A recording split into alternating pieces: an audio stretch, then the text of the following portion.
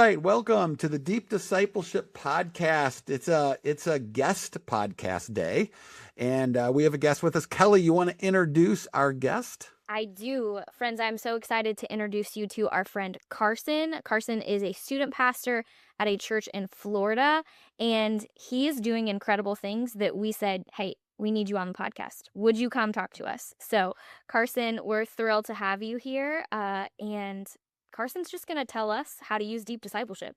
Yeah, and we've never done a great job of getting other youth pastors on here. We just listen to ourselves talk, and so this is a good change for us, Kellee. Like this is good. And look how handsome he is. I mean, we got a pastor in America as well. There you go. That was really good. Okay, Carson, tell us what church you're at. Tell us your story, and then we'll start firing questions at you. All right. Yeah. So I'm at River Christian Church. So I'm the student pastor there, and I lead our 5th through 8th graders specifically as well. So it's in suburb of Jacksonville, Florida, so Fleming Island, Florida. And so the church is about 11 years old, and it started in a house church in somebody's home, and that family still attends our church and is super involved. Then we moved to a funeral home, actually, so of all places.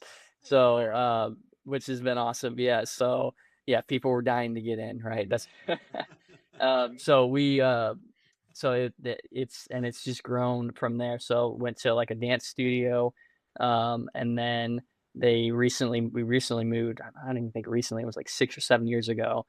We moved to our church building that we're at now, and have grown from a few families to now we're over 2,000 people coming to our church every single week, which has been really incredible. It's been awesome. Praise the Lord, man. The Lord's doing great things in so many places. Man, that is a cool story.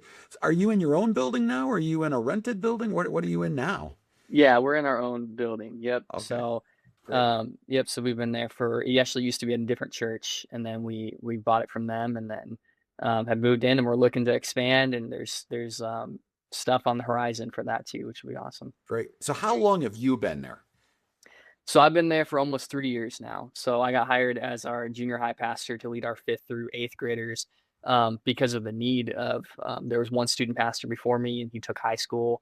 And I started leading our 5th through 8th graders. And the preteen ministry was probably about a year, like established for the last year. So we have our 5th and 6th graders we lead them on Sunday mornings, and then 7th and 8th graders is a junior high ministry. So in our county, 6th grade is elementary school. So we keep 5th and 6th grade in elementary, and then 7th and 8th grades in junior high. The old junior high model. Haven't gone to middle school in life. Yeah. I know. It's weird. It's so weird to me. All right. So tell us, why did you start using deep discipleship? What about deep discipleship, kind of captured your interest and imagination? Yeah. So we, I think it was about a year ago, I think, right? Yeah. We were kind of looking and reviewing our curriculum that we currently were using, and we wanted something deeper. So that was one of the reasons. And then deep discipleship, the language kind of sparked us, and there's probably 15 to 20 curriculums that we gathered and reviewed together. And if it wasn't for one of our residents, her name's Emma, and she wanted me to give a shout out. She found the curriculum, and she's the one that kind of brought it to our attention and part of the reviews, and got us involved with you guys. And I think the preteen part is what also sparked my curiosity too, of like, hey, I'm wondering what we can do with our preteens, and I want it to align more with our student ministry than our kids ministry, because that's what they're going to be going to. So I want to get them familiar with that. So that really intrigued me too, was having the preteen curriculum to go with our student ministry curriculum. But it seemed very much more deeper and less like it just gave us what we needed. It wasn't all this extra, flashiness, I would say. And that's just like, it was just, this is what we need, and this is perfect. And it's a lot deeper than what we've saw in some of the other options too. So, well, that's really interesting. Can I well, thank you for getting deep discipleship, but I'm really intrigued by, you guys seem to be more on the cutting edge of preteen ministry. This is what we've seen. We sort of God, we've been doing youth ministry for 30 some years, but when we look at youth ministry today, we're like, it's about preteen almost more than anything else in a lot of ways. And if we don't make that bridge between preteen to middle school really work, we're losing students, and it's been a big burden on our hearts. So what do you see? And I kind of, this was off the script. We didn't talk about this, but I'm so intrigued by preteen right now. Honestly, Yeah. it's where a lot of my time is. I think about it. But what is it about preteen and having a preteen ministry and a full-time staff focused on preteen ministry? Why is your church doing that? What is it? Why is it so valuable to you guys?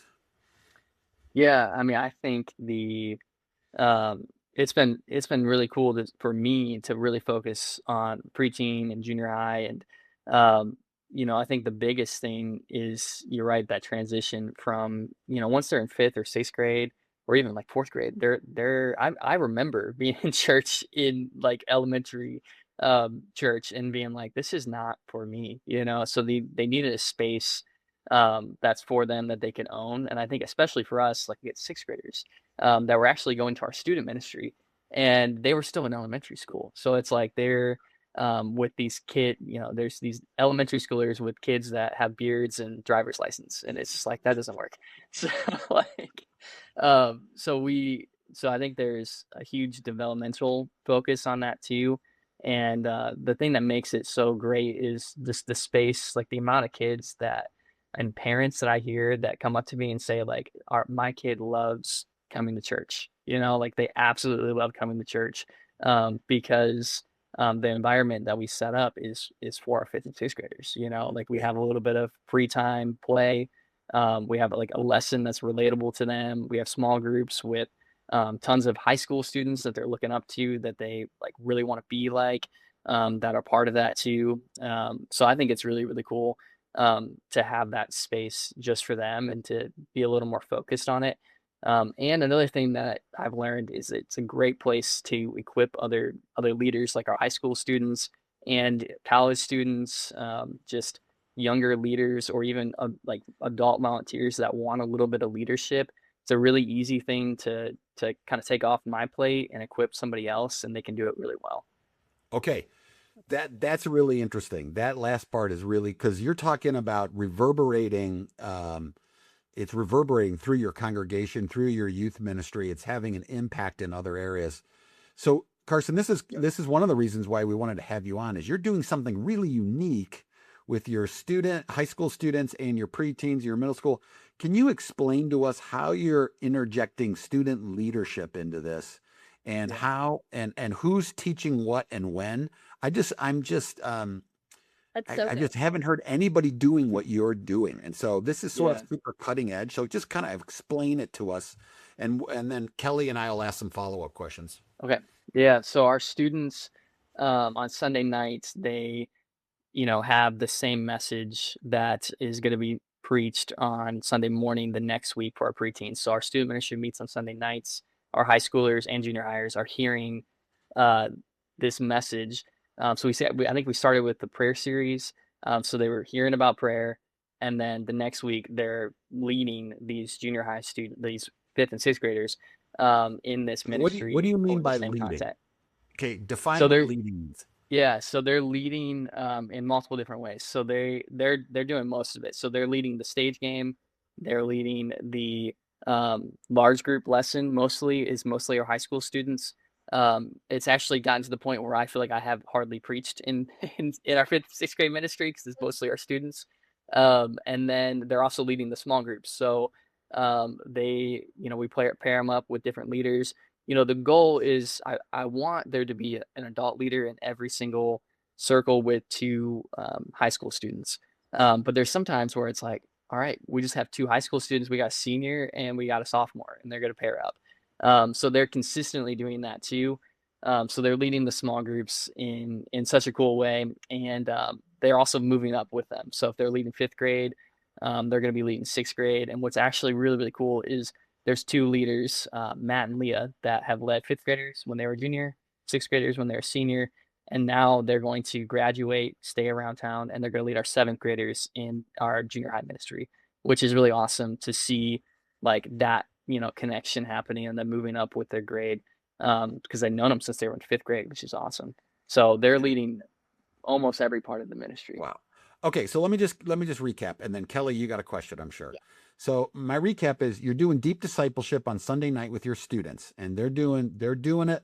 They're going through it, they're learning it, they're all this. You're leading, and then the following week they're taking that same lesson that they learned the week before, and then they're teaching it. They're running the small group, they're doing the activities, they're doing everything with the preteens.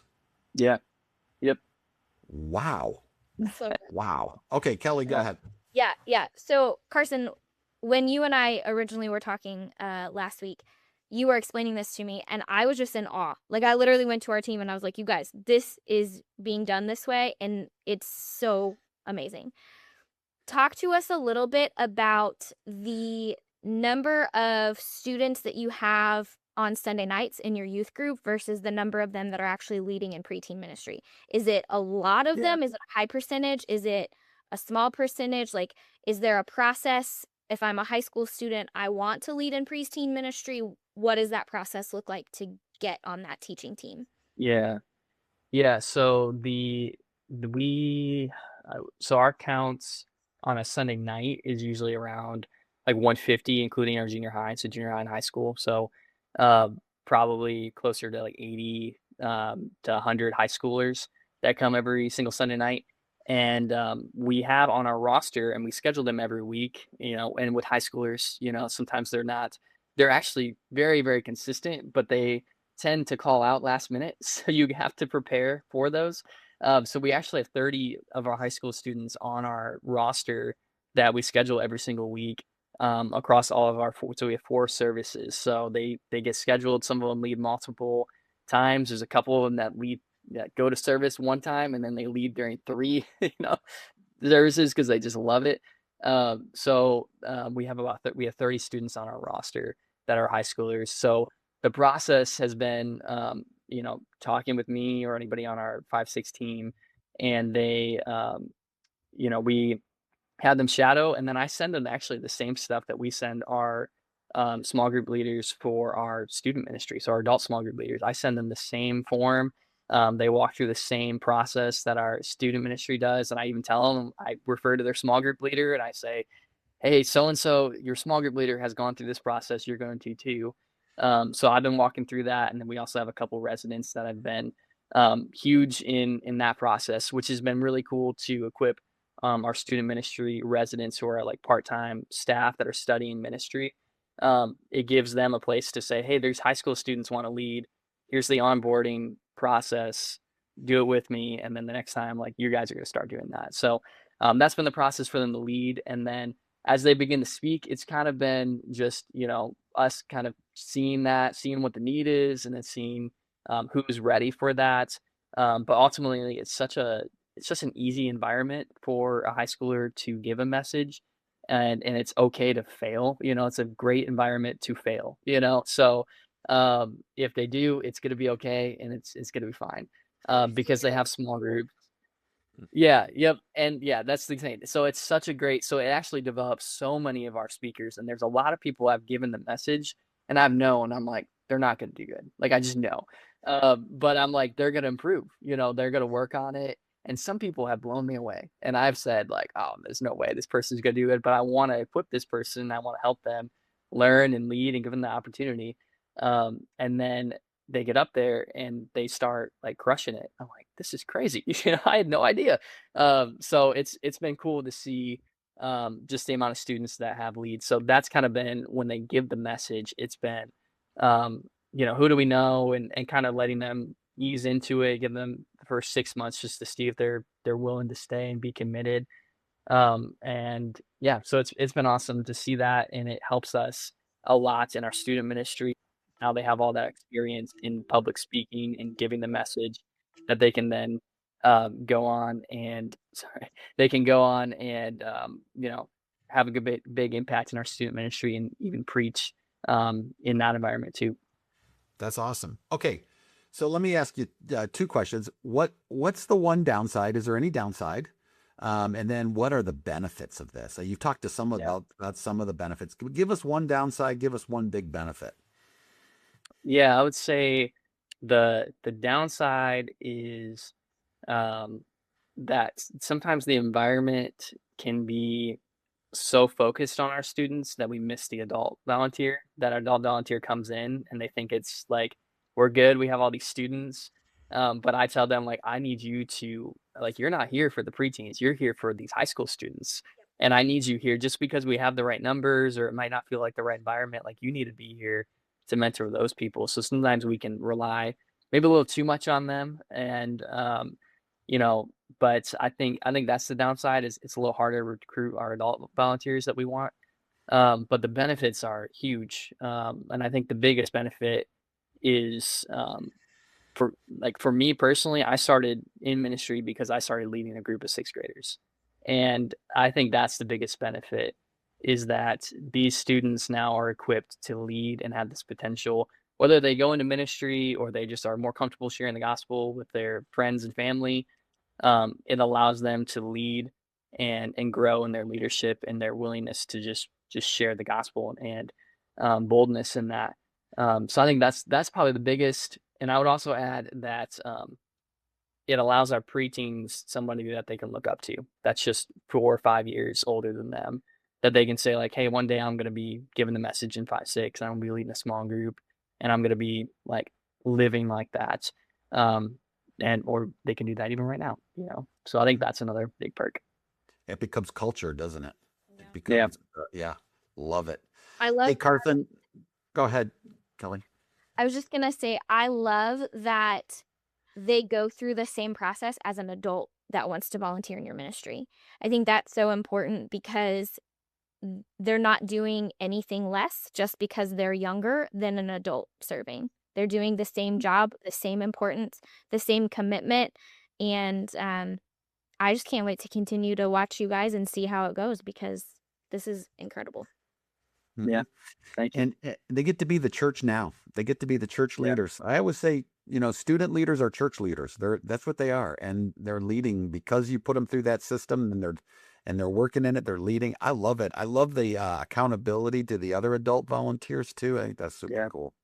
Super cool. Yeah. Well, Carson, we Yeah. were going to do 10 minutes, and we're at 17 minutes. So, but your story's a really interesting one, and we look forward to connecting with you again on this and hearing how it's going. But I love what you're doing. I love how you're not held back by age.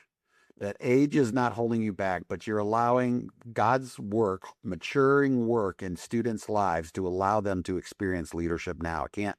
I can't say thank you enough for doing that. That is really cool. Really great. Yeah. Good. All right. Thank you, Kellee. Thank you, Carson. And we will see you again soon at the Deep Discipleship Podcast. All right. Thank you.